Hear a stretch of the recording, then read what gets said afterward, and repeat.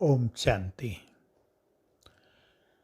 पुराना वर्ष हमसे विदाई ले गया है और नए वर्ष की शुरुआत भगवान के मिलन के साथ हो रही है। जरा अपना भाग्य देखकर मुस्कुराएं तो सही। क्या संसार में कोई ऐसा मनुष्य है जिसकी शुरुआत भगवान के साथ होती हो?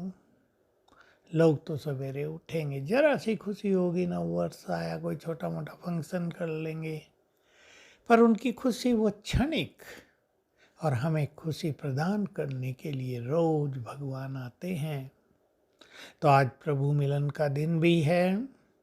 हम सभी इस खुमारी में भी रहेंगे। यहो हमारे भाग्य है। भगवान से मिलन होता है, उसकी गाइडलाइन मिलती है, वे हमें जीवन जीना सिखाते हैं, अपना प्यार देते हैं, हमारी मुश्किलों को हर लेते हैं, हमें बहुत शक्तिशाली बना देते हैं। और इससे बड़ी बात कि विश्व परिवर्तन के कार्य में हमें अपना साथी बना लेते हैं। तो सचमुच हम बाबा के बच्चे बहुत भाग्यवान, बहुत महान, बहुत शक्तिशाली हैं। इस स्मृति के साथ हम बाबा का आह्वान करेंगे। सारे दिन में कई बार बाबा आ जाओ। बाप दादा को सम्मुख पाएंगे, उनसे दृष्टि लेंगे और आज के दिन को स्वर्णिम दिवस मनाएंगे।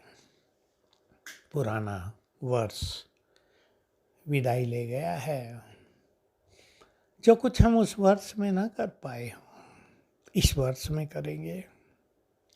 कोई कमी रह गई हो उसको पूर्ण करेंगे, कोई गलती हो गई हो उसको भी सुधारेंगे, किसी से हमने बुरा व्यवहार कर लिया उससे क्षमा याचना करेंगे, और जिसको हमें क्षमा करना हो उसको क्षमा भी कर देंगे। लोग गलती तो करेंगे, अपने लोग धोखा भी देंगे, अपनों से ज़्यादा परीक्षाएं आती हैं, उनको क्षमादान भी दे दें और अपने जीवन की यात्रा को सुखद बनाएं। पास्ट में रहने से तो कुछ मिलता नहीं है। पास्ट का प्रभाव यदि मानस पटल पे छाया रहता है तो मनुष्य वर्तमान का सुख भी नहीं ले पाता।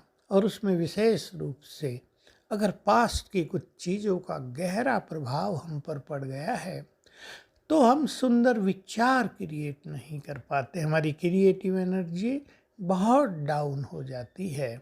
इसलिए बाबा हमें तो रोज नया नया दे रहा है।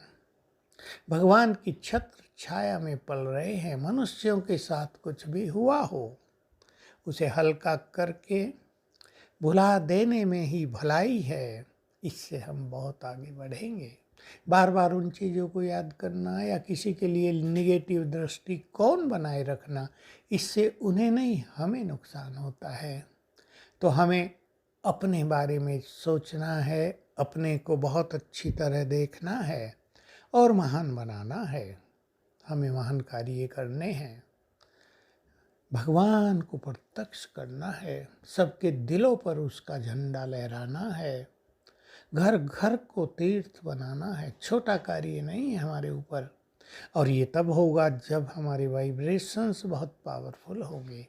और अब तो सत्यता तो यही है कि ये सब तब होगा जब हम साक्षात्कार मूर्त बन जाएंगे। तो अपने को बहुत पवित्र बनाते चले।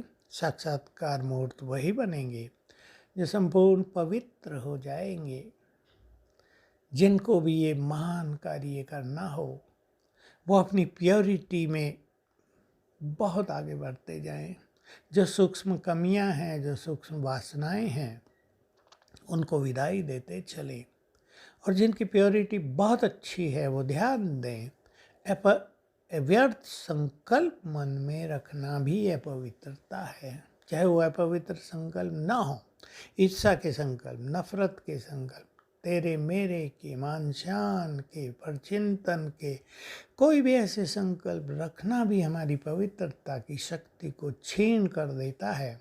हमें पवित्रता को अपना बल बनाना है। तो आइए नए वर्ष का एक सुंदर प्लान करें। 3 पॉइंट प्लान, लंबा चौड़ा नहीं, मुझे ये अचीव कर लेना है इस वर्ष में, वो मैं नहीं बता रहा हूँ। हर एक अपनी अपनी स्थिति को देखकर अपने 3 पॉइंट्स का प्लान बनाएं। कुछ कमी छोड़ना, कुछ महानताएं भरना और कुछ योग के स्वमान के विशेष अभ्यास करना, तो नया वर्ष हमारे लिए बहुत सुंदर हो जाएगा और हम निरंतर अपने को आगे बढ़ता हुआ पाएंगे। तो नव वर्ष की 2022 की आपको बहुत बहुत बधाई हो। बहुत ही श्रेष्ठ संकल्पों से इस वर्ष को वेलकम करें और आगे बढ़ें। ओम शांति।